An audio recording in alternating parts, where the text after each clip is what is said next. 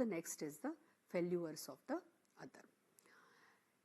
If other inventors have tried to solve a problem and were not successful, the claim will likely involve an inventive step. For example, we have just seen the example of Edison. Everybody tried on that thing, right?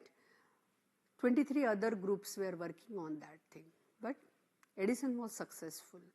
So that effort of Edison to claim for that particular invention of that filament, definitely that is his contribution.